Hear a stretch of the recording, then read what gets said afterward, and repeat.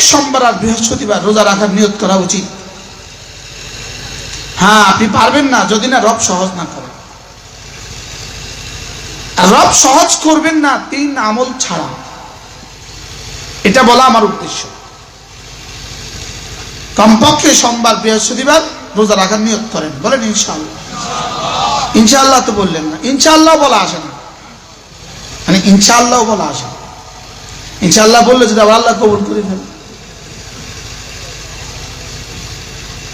আল্লাহর নবী বলেন, কোন মানুষ যদি একটা নফল রোজা রাখে, একটা, বাদাহুল্লাহু আনিন নার কাগরাবিন তারা মিন ফারখিহি ইলা হারিমি। রাসূল বলেন, যদি কেউ একটা নফল রোজা রাখে, আল্লাহ তাআলা তাকে জাহান্নাম থেকে দূরে সরিয়ে দিবেন, এতটা দূরে সরিয়ে দিবেন যেমন একটা কাকের বাচ্চা তার বাসা থেকে উড়ার দিন থেকে উড়া শুরু করলো, মৃত্যু পর্যন্ত উড়ল। আল্লাহ নবী সোমবারে রোজা রাখতেন, যেহেতু সোমবার ছিল রাসূলের জন্ম তারিখ। আর বৃহস্পতিবার রোজা রাখতেন, যেহেতু বৃহস্পতিবারে উম্মতের আমল আল্লাহ তাআলার কাছে পেশ হয়। তো রাসূল বলতেন, আমি চাই যে আমার মিলাদের দিন আমি রোজা রাখি। সুবহানাল্লাহ। তাহলে মিলাদের দিন রাসূল কি রাখতো? আমরা মিলাদের দিন জশ্নে জুলুস করি, মিলাদের দিন আমরা সিন্নি পাকাই। সিন্নি পাকানো আর রোজা কি এক কথা? আসতে বলেন না, কেউ আবার নারাজ হয়ে যাবে। ঈদ আর রোজা কি এক কথা? বলেন, ঈদের দিনে রোজা রাখা যায় না, বলেন, আর রোজার দিনে ঈদ করা যায় না, বলেন। কি বলছি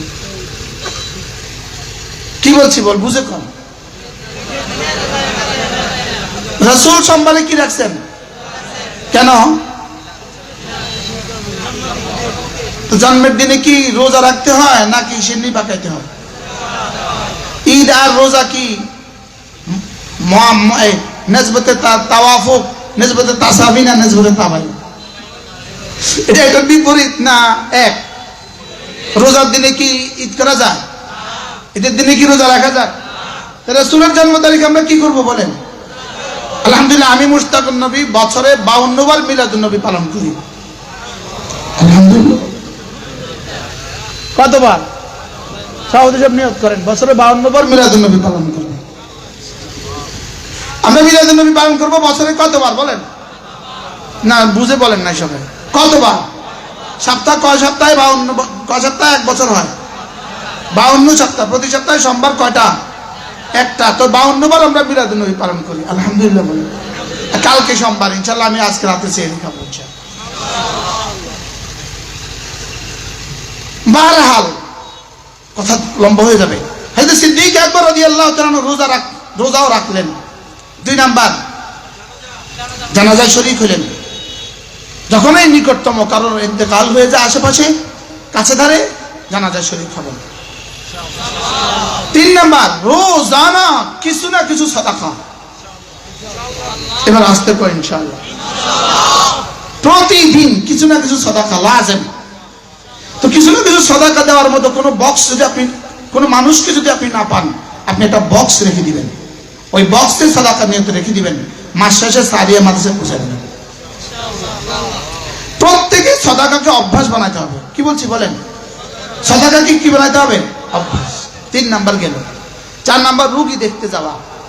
মাঝে মাঝে কোনো মানুষ অসুস্থ হলে তাকে দেখতে যাবেন। এই 4টা।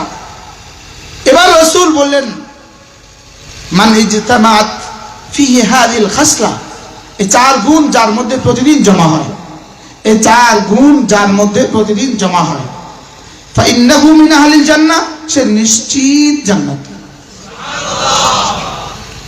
সুবহানাল্লাহ। কয়টা গুণ? কি কি? 1 নম্বর কি? রোজা। 2 নাম্বার জানাজা। 3 নাম্বার সাদাকা। 4 নাম্বার, বাংলাদেশের মতো সাদাকা দেওয়ার এত সুন্দর সিস্টেম পৃথিবীর আর কোথাও নাই। এই সহুলতের সাথে সাদাকা দেওয়া। মসজিদে গেছেন তো মসজিদের বক্স আপনার সামনে দিয়ে হেঁটে যায়, আপনি 2টা টাকার নোট ওখানে রেখে দিবেন। কি হয়? হযরত সিদ্দিক আকবর রাদিয়াল্লাহু তাআলা আনহু, আল্লাহ তাআলা তার শানে এই পুরো সূরাটা তার শানে নাযিল করেন। আর মধ্যখানের কয়েক আয়াত তারই বিপরীত, উমাইয়া বিন খালফের ক্ষেত্রে আল্লাহ তাআলা নাজিল করেন। হযরত সিদ্দিক আকবর রাদিয়াল্লাহু তাআলা তিনটা সিফাত ছিল, তিনটা সিফাত। এই তিনটা সিফাত কি আর কোনো মানুষের ছিল না? হ্যাঁ কোন না কোন আর মানুষের ছিল, লেকিন এই তিন গুণে হযরত সিদ্দিক আকবর ছিলেন একতা, একক। এই তিন গুণ তার সমকক্ষ পৃথিবীতে আর কেউ ছিল না। এই তিন গুণে তার সমকক্ষ পৃথিবীতে কি আর কেউ ছিল না। এক নাম্বার গুণটা ছিল আত। ছাত্র আছেন অনেক, বলেন কি এক নম্বর গুণ কি বলেন? এটা আজ থেকে মুখস্থ রাখতে হবে, মুখস্থ। যে এক নম্বর গুণ ছিল তিনি দিতেন, তিনি দিয়েছেন। দুই নম্বর ওয়াত্তাকা, তিনি তাকওয়ার হক আদায় করেছেন, আল্লাহকে ভয় করার হক আদায় করেছেন।